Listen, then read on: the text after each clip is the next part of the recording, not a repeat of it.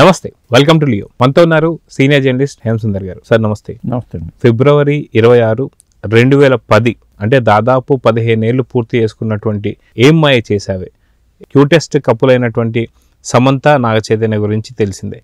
అయితే రిలీజ్కి సంబంధించి వీళ్ళిద్దరూ ప్రమోషన్స్లో కలవబోతున్నారని చెప్పి కొన్ని వార్తలు అయితే వస్తున్నాయి. అది కాక ఏం మాయ చేసావో అప్పట్లో చైతన్యకి సమంతకు మంచి హిట్, క్లాసిక్ హిట్ అని చెప్పి చెప్పుకోవచ్చు. సో ఈ సినిమా రిలీజ్కి సమంత అండ్ నాగచైతన్య కలుస్తున్నారా?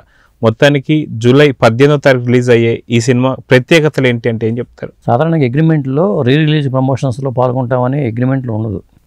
సినిమా ప్రమోషన్ల వరకే పాల్గొంటాం అనే ఫస్ట్ రిలీజ్ ఎప్పుడైతే ఉంటుందో అప్పుడే ఉంటుంది. కానీ ఏ సినిమా కూడా రిలీజ్కి ఎవరు వచ్చిన సందర్భాలు లేవు. ఒకవేళ అది ఊహాగానాలు మాత్రమే నేను అనుకోవటం.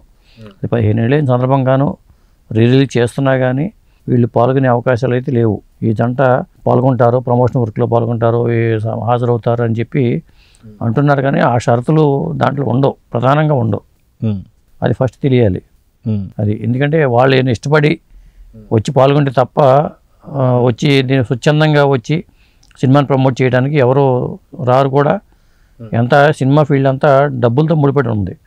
డబ్బులు ఇస్తే అక్కడ ఎవరికైనా వస్తారు, చేస్తారు. వాళ్ళు అనుకున్న అమౌంట్ ఇస్తే వచ్చి ప్రమోట్ చేస్తారు తప్పితే సినిమా చేసి ఒకసారి పూర్తి అయిపోయిన తర్వాత ప్రమోషన్ కార్యక్రమాలలో ఆ సినిమా రిలీజ్ వరకే వాళ్ళ బాధ్యత ఉంటుంది.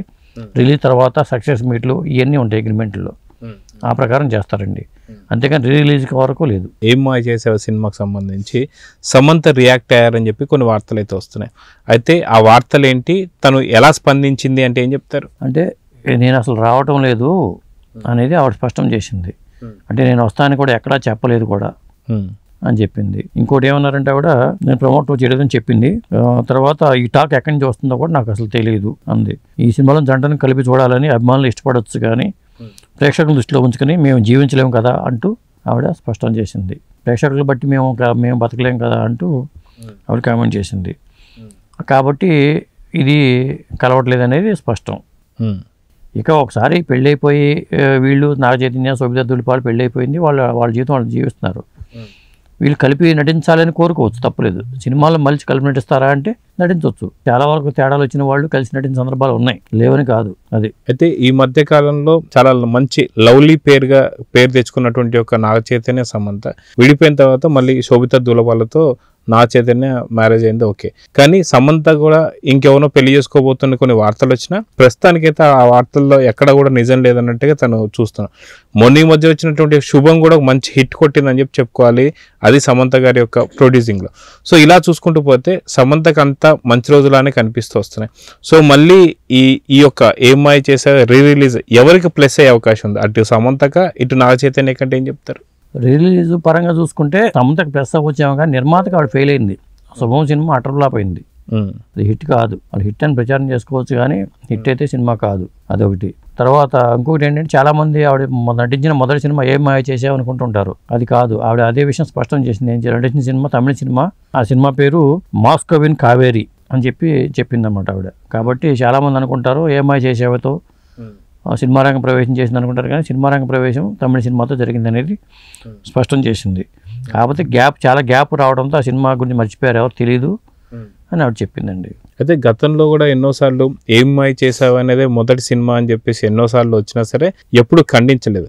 కానీ ఈసారి మాత్రం ఏం మాయ చేసావే మళ్ళీ రిలీజ్ టైంలో ఇది నా ఫస్ట్ మూవీ కాదు అని చెప్పడాన్ని ఎలా చూడాలంటారు? ఎలా చూడాలంటే ఆవిడ చెప్పిన ప్రతి మాటలను మనం ఎంత భూతత్వంలో చూసి ఆవిడ లైఫ్ని డిస్టర్బ్ చేయొద్దు అనేది ఆవిడ కోరుకుంటుంది.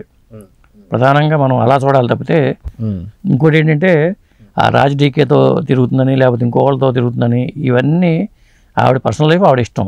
ఒకసారి పెళ్ళి అయిపోయింది, విడిపోయింది. అలాంటప్పుడు ఈ సోషల్ మీడియాకి సమాధానం చెప్పాల్సిన బాధ్యత ఉందా లేదా అంటే చెప్పాల్సిన అవసరం కూడా లేదు వాళ్ళకి.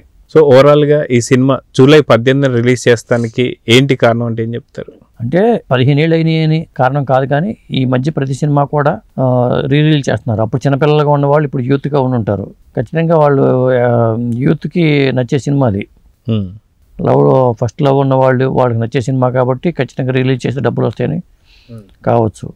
కాకపోతే ఉన్న ప్రాబ్లం ఏంటంటే నా జనరేషన్ వరకు ఉపయోగపడుతుంది. చాలా రిలీజ్ సినిమాలు ఏమవుతుంది అంటే అప్పుడు ఫ్లాప్ అయిన సినిమాలు మాత్రం హిట్ అవుతుంది రిలీజ్లో. మర్చిపోయి ఉంటారు, అసలు సినిమా వచ్చిందని కూడా తెలియదు. ఆ సినిమాని యూట్యూబ్లోనో లేకపోతే ఓటీటీలోనో చూడరు కూడా. అవి రిలీజ్ చేసిన సడన్గా హిట్ అవుతున్నాయి. మన కలేజా సినిమా ఉదాహరణగా అదే కలేజా సినిమానే. సో ఓవరాల్గా ఏమై చేసావే జూలై 18 రిలీజ్ కాబోతుంది. సో కలెక్షన్స్ ఎలా ఉండబోతుందంటే ఏం చెప్తారు? ఆల్టర్నేటివ్ సినిమాలను బట్టి ఉంటుందండి. ఇప్పుడు వచ్చే సినిమాలనే మరి ఆ టైంలో మరి కింగ్డమ్ వస్తుందా, మరి లేకపోతే హరిహర వీరమల వస్తుందా, ఆ లెక్కలను బట్టి అప్పుడు రిలీజ్ సినిమాలను బట్టి ఉంటుంది. సో చూద్దాం సార్, ఖచ్చితంగా ఏదైతే ఏమై చేసావో జూలై 18 అయితే ఫిక్స్ అయిపోయింది. సో రిలీజ్ కలెక్షన్స్ ఎలా ఉంటున్నాయో చూద్దాం మరి. నమస్తే. నమస్తే.